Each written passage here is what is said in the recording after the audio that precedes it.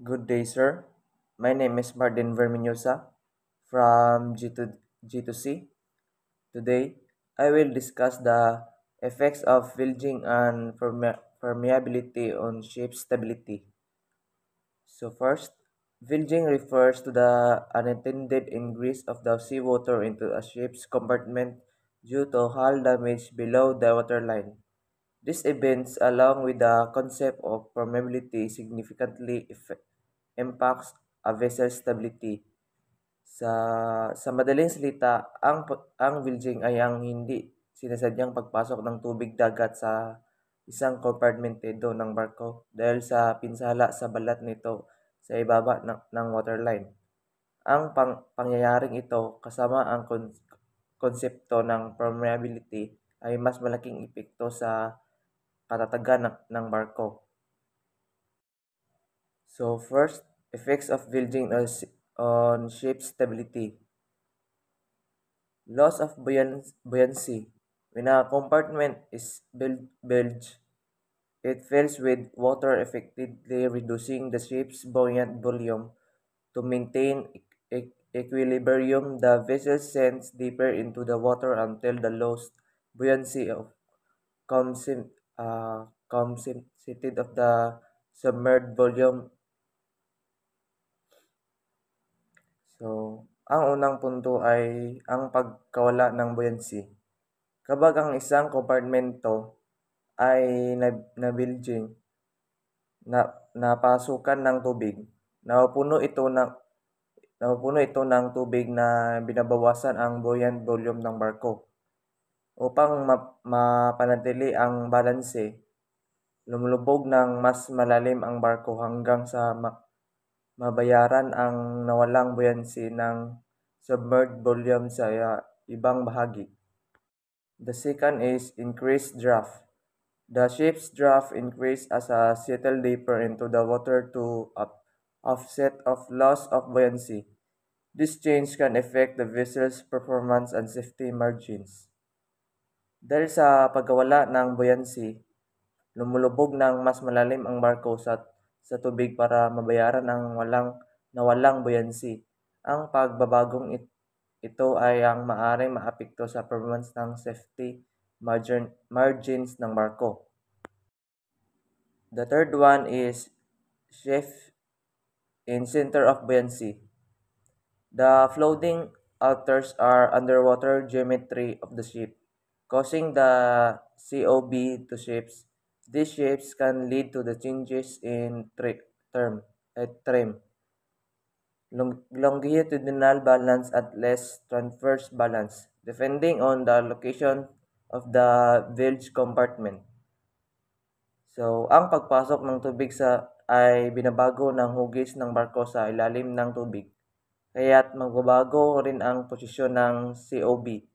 Ang pagbabagong ito ay maaaring nagdulot ng pagbabago sa trim, paayon sa balanse at less pahalang ng balanse ng barko depende sa lokasyon ng compartmento na may butas.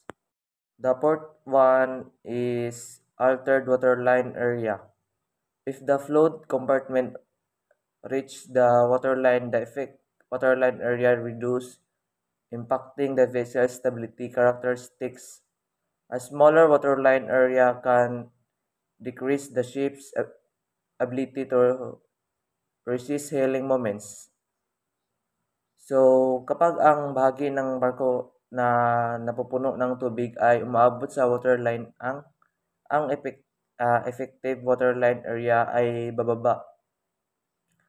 Makakaapekto ito sa katatagan ng barko at ang mas maliit na waterline area ay magpababa ng kakayahan nitong labanan ang healing moments.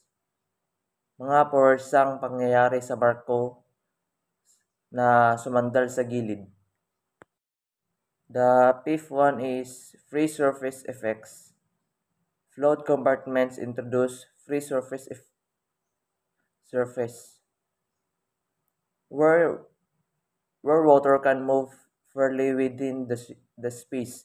This movement can shift the center of gravity and reduce the metacentric height,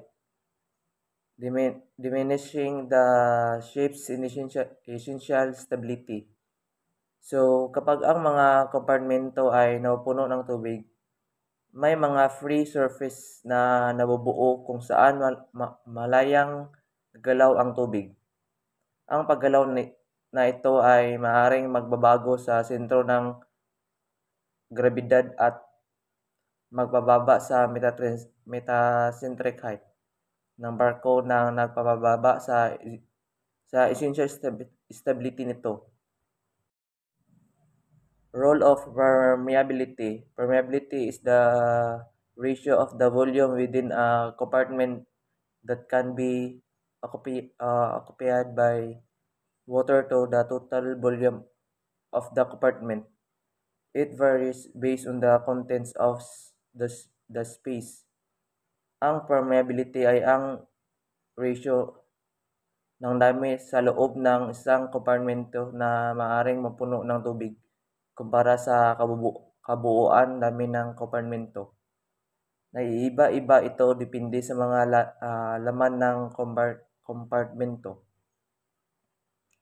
Avoid spaces, high permeability, 95% as they are mostly empty.